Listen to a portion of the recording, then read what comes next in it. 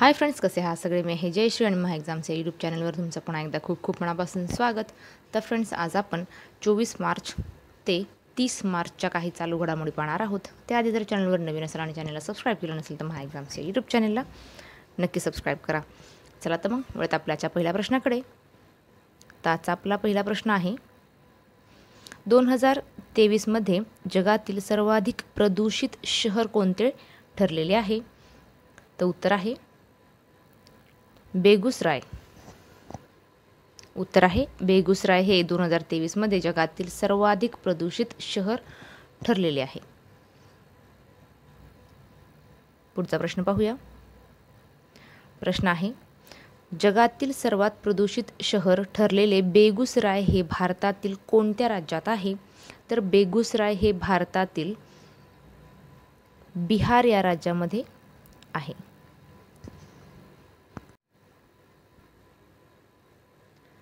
पुढचा प्रश्न पाहूया.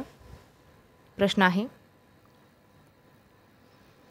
आहे स्टार्टअप कुंभचे आयोजन देशात कोठे करण्यात आले? तर उत्तर आहे नवी दिल्ली येथे. पुढचा प्रश्न पाहूया. प्रश्न आहे जागतिक चिमणी दिन कधी साजरा करण्यात येतो? उत्तर आहे 20 मार्च या दिवशी जागतिक चिमणी दिन साजरा करण्यात येतो. तर हा दिवस कधीपासून साजरा करण्यात येतो? तर हा दिवस 2010 पासून जागतिक चिमणी दिन साजरा केला जातो. उत्तर आहे 2010 पासून याची सुरुवात झालेली आहे आणि 20 मार्च या दिवशी जागतिक चिमणी दिवस साजरा करण्यात येतो. पुढचा प्रश्न पाहूया. प्रश्न आहे 2023 या वर्षाचा सरस्वती सन्मान पुरस्कार कोणाला जाहीर झालेला आहे? उत्तर आहे प्रभा राव यांना. तर प्रभा राव या केरळ राज्याच्या आहेत.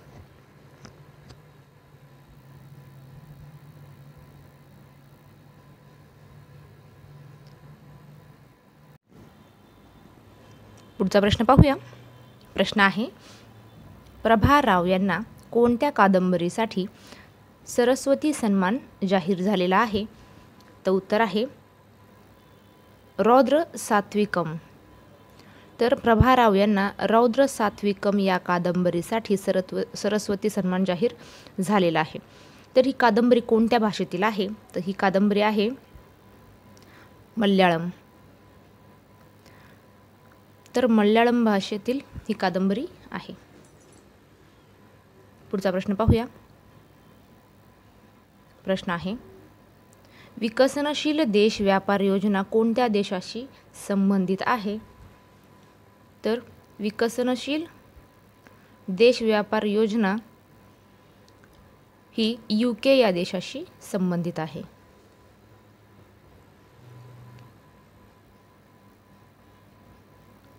पुढचा प्रश्न पाहूया. प्रश्न आहे, मिशन 414 मोहीम कोणत्या राज्यात सुरू झाली? तर मिशन 414 ही मोहीम हिमाचल प्रदेश या राज्यामध्ये सुरू झालेली आहे. तर मिशन 414 ही मोहीम हिमाचल प्रदेश या राज्यामध्ये सुरू झालेली आहे. तर भारताच्या निवडणूक आयोगाने हिमाचल प्रदेशमध्ये मिशन 414 सुरू केले, जेणेकरून गेल्या लोकसभा निवडणुकीत 60% कमी सहभाग असलेल्या 414 मतदान केंद्रावर मतदान वाढेल. तसेच ग्राउंड लेवल आउटरीचाच उद्देश मतदारांना त्यांच्या हक्काबद्दल शिक्षित करणे हा आहे. पुढचा प्रश्न पाहूया. प्रश्न आहे, क्रॉप सिम्युलेशन मॉडेल आधारित उपकरण कोणत्या संस्थेने विकसित केलेले आहे? उत्तर आहे सेंट्रल कंद पीक संशोधन संस्था, केरळ.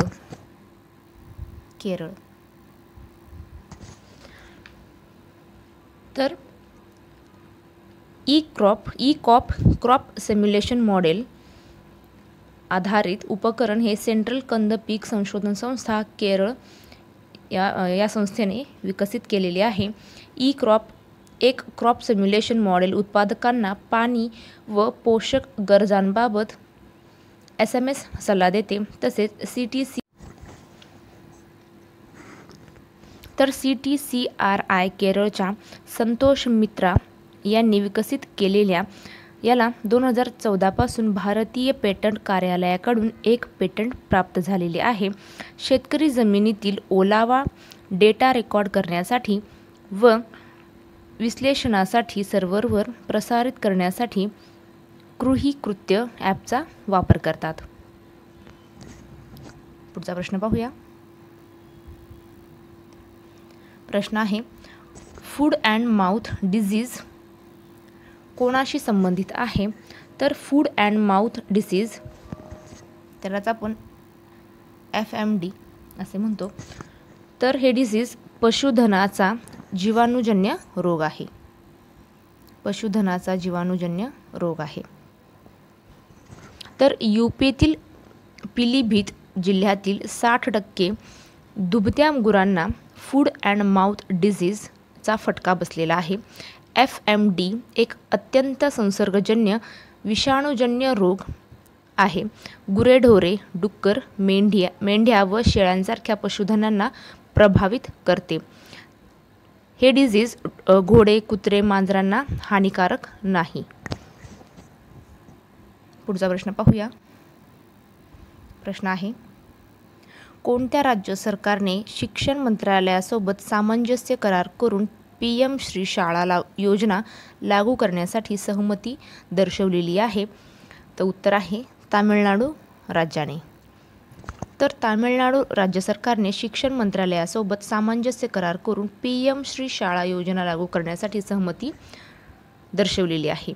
तर मार्च 2024 मध्ये तामिळनाडू सरकारने शिक्षण मंत्रालयासोबत सामंजस्य करार करून PM श्री म्हणजेच prime minister school for rising India ही योजना लागू करण्यास सहमती दर्शवलेली आहे. या योजनेचे उद्दिष्ट काय आहे? तर तामिळनाडूमधील शिक्षणाचा दर्जा सुधारणे व विद्यमान सरकारी शाळांना राष्ट्रीय शैक्षणिक धोरण NEP 2020 साठी मॉडेल शाळा बनविण्याचे उद्दिष्ट आहे. पुढचा प्रश्न पाहूया. प्रश्न आहे, बुगुनलिओसिचला कोणत्या जातीची आहे? तर बुगुनलिओसिचला ही पक्षी जातीची आहे. तर अरुणाचल प्रदेशमधील बुगुल जमाती गंभीरपणे धोक्यात आलेल्या बुगुनलिओसिचला ऑलिव्ह ग्रे पिसार व काळी टोपी असलेला एक लहान बडबड पक्षी फक्त 20 सेंटीमीटरच्या संरक्षणासाठी ईगल नेस्ट वन्यजीव अभयारण्यात उदारपणे जमीन दान करते. 2006 मध्ये खगोलभौतिकशास्त्रज्ञ रमन अथ्रेया यांनी शोधून काढलेली ही प्रजाती केवळ ईगल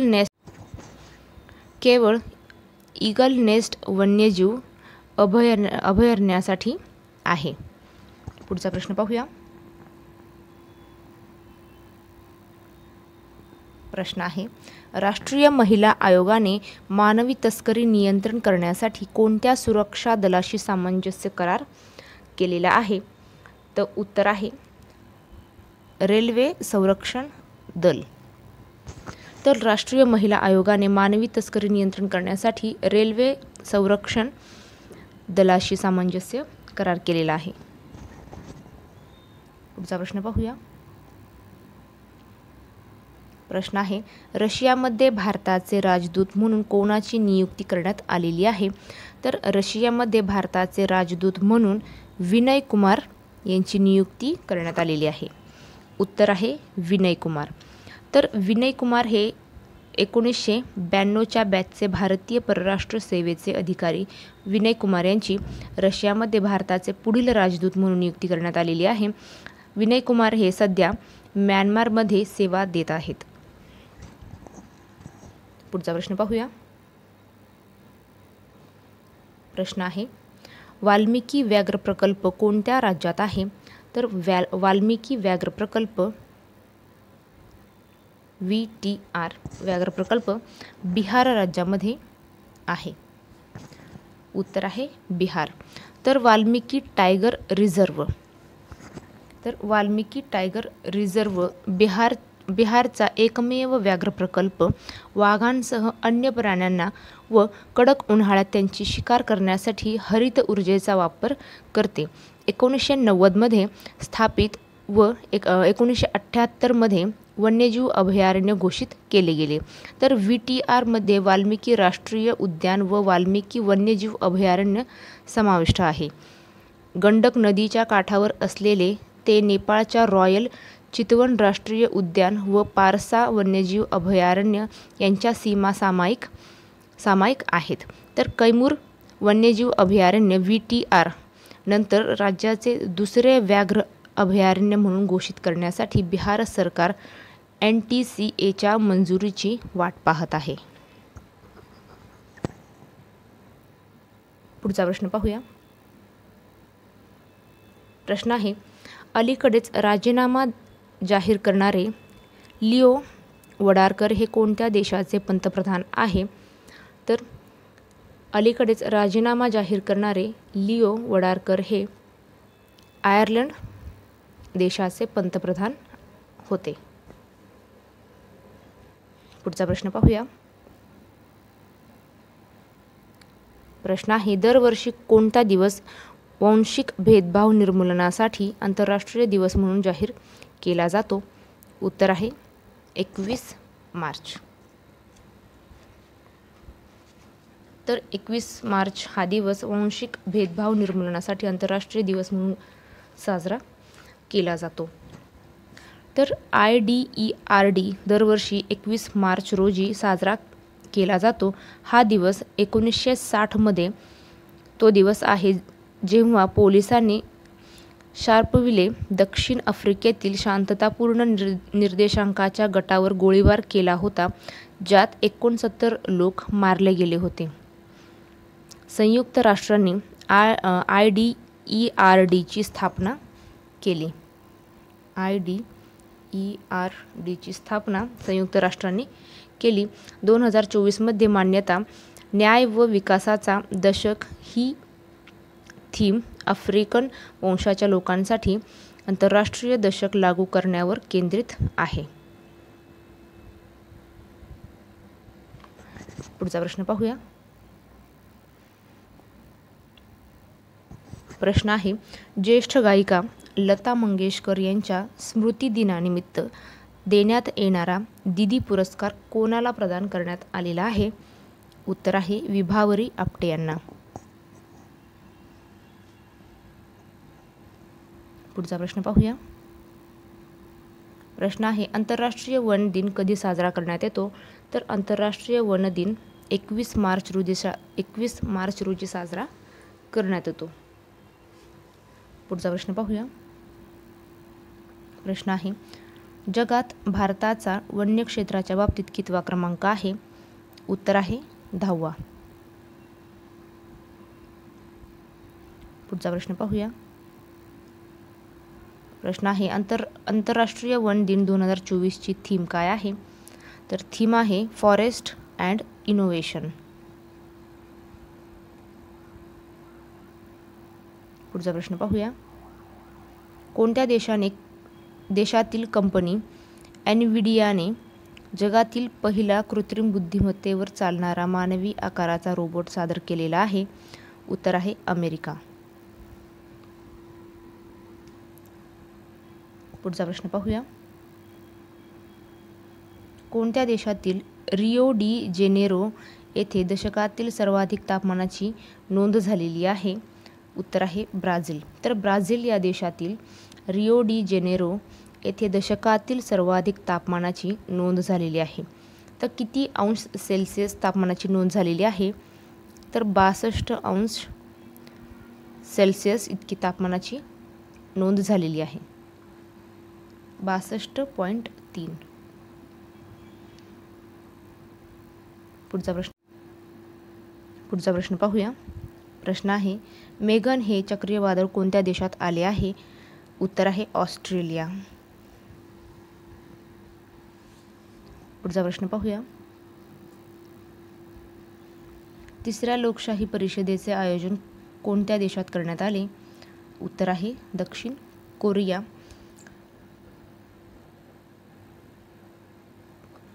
तर तिसऱ्या लोकशाही परिषदेचे आयोजन दक्षिण कोरिया या देशात आयोजित करण्यात आलेले आहे. पुढचा प्रश्न पाहूया. यावर्षी पॅरिसमध्ये ऑलिम्पिक स्पर्धेसाठी कोणता खेळाडू भारताचा ध्वजवाहक असणार आहे? उत्तर आहे शरद कमल. तर यावर्षी पॅरिसमध्ये होणाऱ्या ऑलिम्पिक स्पर्धेसाठी शरद कमल हा खेळाडू भारताचा ध्वजवाहक असणार आहे. तर शरद कमल हा खेळाडू कोणत्या खेळाशी संबंधित आहे? तर हा खेळाडू टेबल टेनिस या खेळाशी संबंधित आहे. पुढचा प्रश्न पाहूया. प्रश्न आहे, पॅरिस ऑलिम्पिक स्पर्धा 2024 मध्ये भारतीय खेळाडूच्या तुकडीचे प्रमुख म्हणून कोणाची नियुक्ती करण्यात आलेली आहे? उत्तर आहे मेरी कॉम यांची.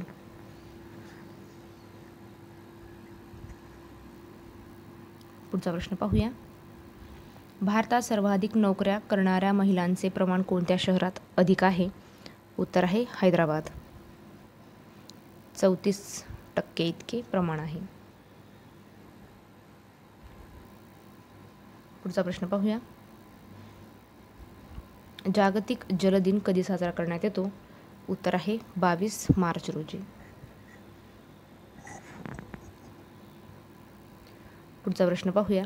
जागतिक जल दिन 2024 ची थीम काय आहे? उत्तर आहे शांततेसाठी पाणी.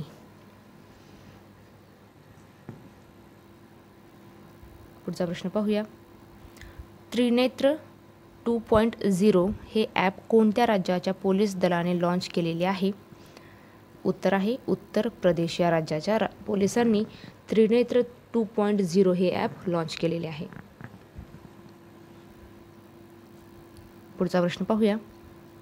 आझी थेर उत्सव कोणत्या राज्यात साजरा केला जातो? तर आझी थेर हा उत्सव केरळ राज्यामध्ये साजरा केला जातो. पुढचा प्रश्न आहे, केंद्रीय अन्न प्रक्रिया उद्योग मंत्रालयाचा अतिरिक्त कारभार कोणत्या मंत्र्याकडे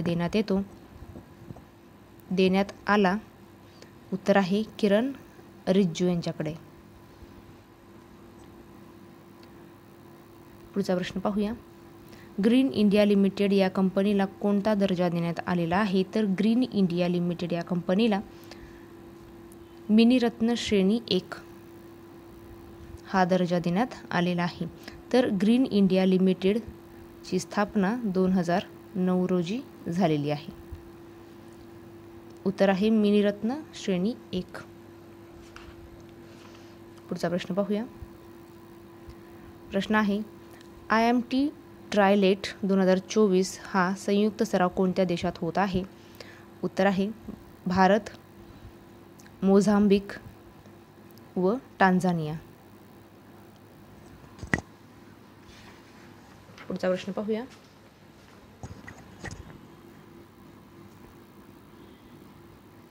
प्रश्न आहे, सोमेंदू बागची यांची कोणत्या देशात भारताचे राजदूत म्हणून नियुक्ती करण्यात आलेली आहे? उत्तर आहे इराण. पुढचा प्रश्न पाहूया.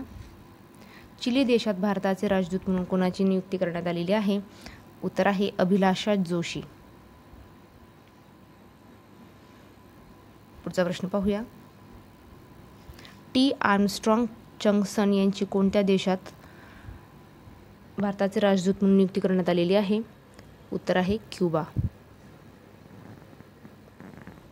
पुढचा प्रश्न पाहूया. प्रश्न आहे, भारताचे पंतप्रधान नरेंद्र मोदी यांना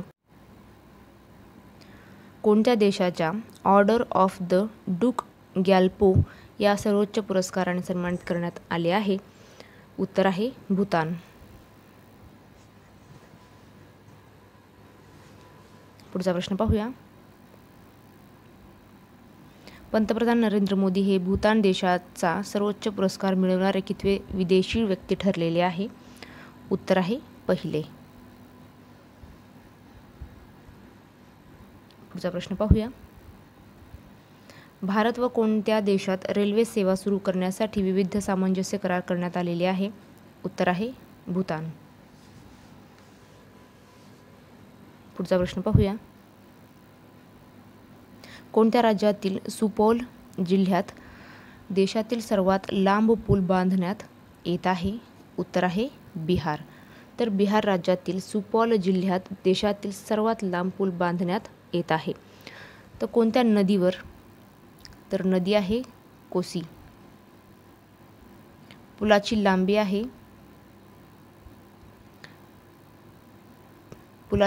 आहे 10.2 किलोमीटर.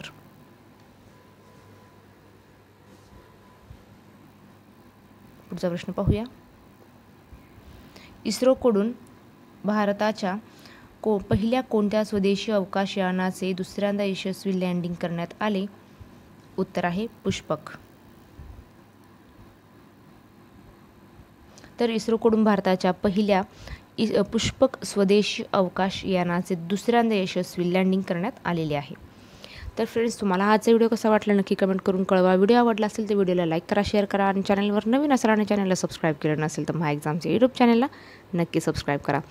चला तर फ्रेंड्स, थांबूया त्याच पुढच्या व्हिडिओमध्ये. जय हिंद.